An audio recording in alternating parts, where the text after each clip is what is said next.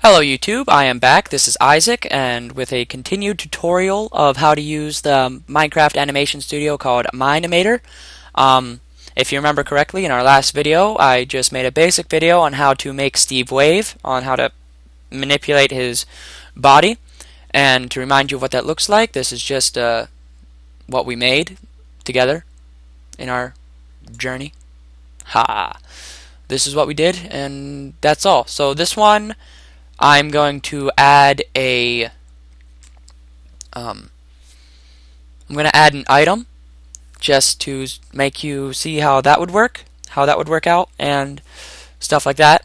It's just going to be basic, and you can get more and more creative as you get better and better at this program. So let's start out here. So, to add an item, like I said, everything's going to spawn in the exact same spot where Steve is standing right there. To add an item, all you do is you go back to library, you hit add, you click item, and you choose your item. So I want a diamond sword, and the diamond sword is going to be right there. You can see it, and there you go. Now same thing, when you want the diamond sword is going to be named item 1, you can rename it by clicking on it and typing name, so you can name it diamond sword or whatnot to keep track over here once you have like 30 items going. But all you're going to do to manipulate the item is you're going to do the exact same thing that we did with Steve here. You're going to click, you're going to find the row that item 1 is in under timeline, and you're just going to click right next to there, and the first keyframe should come up, and now you are manipulating the sword with the x-axis, the y-axis, and the z-axis. Same thing with the rotation and the position. So I'm going to reset the keyframe.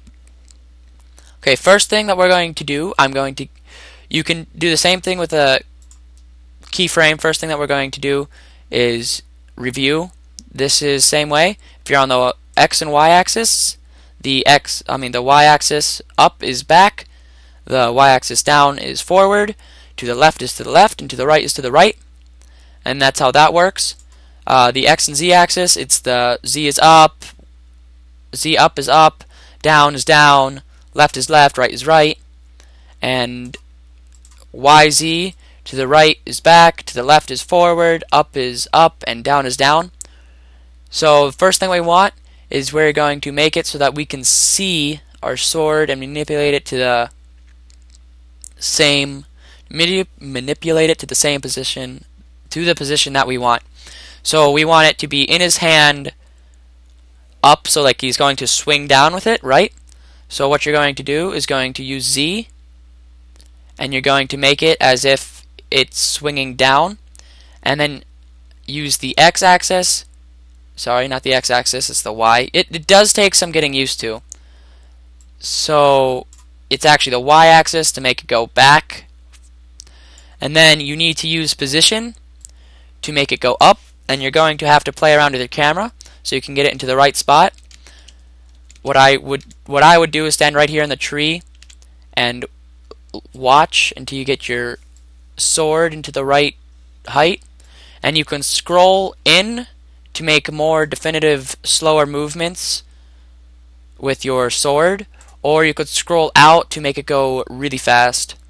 So that's how that works.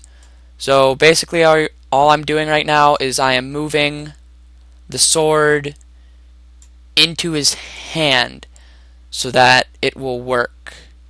Now what you do is when you switch your grid, if you see that now, the dot of the item will move. All you do to do that is, say your dot was up here, you'll just scroll out on the key roller thingy and just scroll back in on where your dot is, and you'll just fix it until it's in the position that you want. So let's make it look like it's in his hand. Oh, too far.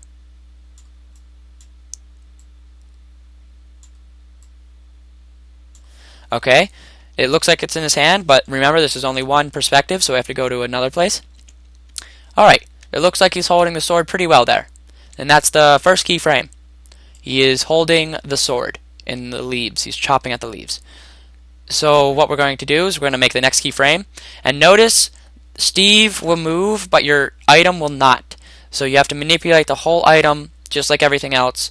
So we have to rotate the item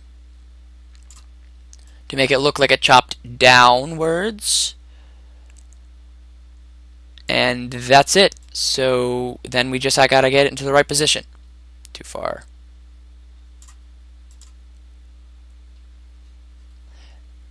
Let's move it down into Steve's hand. He needs a weapon.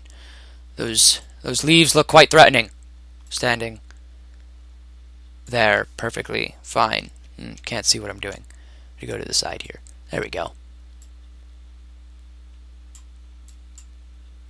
Shoo. Shoo. Shoo. New. New. New. Need to move it back some.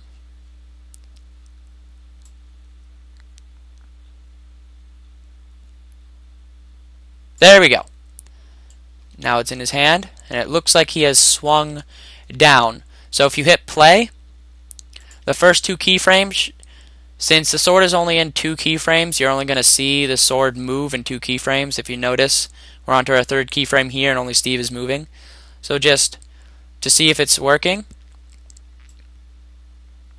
see, our sword is swinging down. So let's see that. And it swings down. It looks pretty good. With practice, you'll get better and better. So let's see. We need to put the sword back up into his hand. So with the y-axis, we need to... I'm manipulating the body by accident. Whoops. There we go. I need to be manipulating. Remember, you need to click down here for your next keyframe. Don't make that mistake. It'll make you mad when you're manipulating the wrong thing. So we need to face it back up, like it's back up in his hand. And then, since it's already in the right, position, all we need to do is move it up into his hand. So what we'll do there is we'll just move it up into his hand, and there you go. There.